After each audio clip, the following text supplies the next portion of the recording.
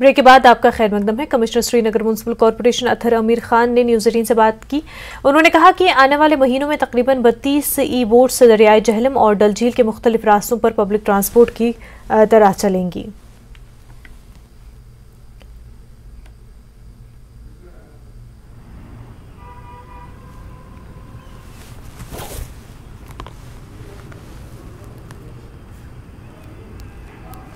जो हमारा जहलम का सिस्टम है उसमें कई जहलम ज़ीरो ब्रिज के आसपास में देर आर सम डोंगास कि जब भी जहलम के बीच में से बोट चलती है तो वहाँ वाइब्रेशंस क्रिएट होती हैं क्योंकि वो डोंगास थोड़ी पुराने भी हो गए हैं।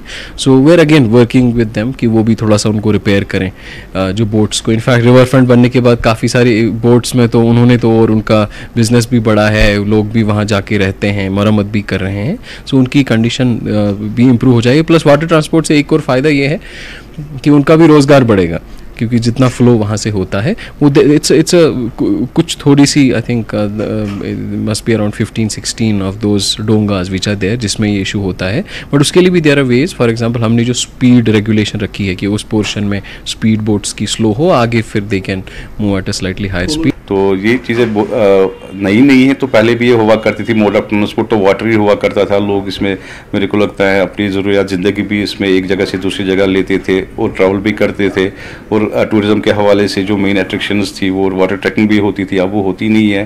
तो हमारा इसमें एक कंसर्न है कि ये ट्रांसपोर्ट जो स्मार्ट सिटी के अंडर हमने सुना आ रहा है जो ई ट्रांसपोर्ट का वाटर ट्रांसपोर्ट है, मगर हमारा एक मेन कंसर्न है उसको भी मतलब कंसिडर किया जाए। जब ये ई बोट चलेगी तो उसमें वेव्स तेज आएंगे जिससे हमारे हाउस बोटों को बहुत ही खतरा है और जो लोग उसमें बसते हैं उनको भी खतरा है, चाहे टूरिस्ट हो चाहे हमारे जो भाई वहाँ रहते हैं। तो हमारी गुजारिश है गवर्नमेंट से कि ये इनिशिएटिव ले जाए। ये शुरू करने से पहले हमारे उनको रिहेबिलिटेट किया जाए। मरकज़ी हुकूमत की तरफ से पहाड़ी बरादरी को कबायली दर्जा और रिजर्वेशन देने पर पहाड़ी बोलने वालों में खुशी का माहौल है। सुरनकोट के बिलफियाज में पहाड़ी बोलने वालों की जानिब से एक प्रोग्राम का इनेकाद किया गया जिसमें वज़ीर आज़म नरेंद्र मोदी और वज़ीर दाखिला अमित शाह का शुक्रिया अदा किया गया। यहाँ पर पहाड़ी कबीला की एक बहुत बड़ी मीटिंग हुई है जिसमें तमाम लोगों ने, यहाँ के बिलफियाज के इलाका के तमाम लोगों ने प्राइम मिनिस्टर जनाब नरेंद्र भाई मोदी जी का, अमित शाह जी का, रविंद्र रैना जी का और भारतीय जनता पार्टी की पूरी टीम का इन्होंने शुक्रिया अदा किया है कि जिन्होंने 50 साल पुरानी डिमांड को जो है वो पूरा किया है कि हर आदमी का बहुत बड़ा रोल है।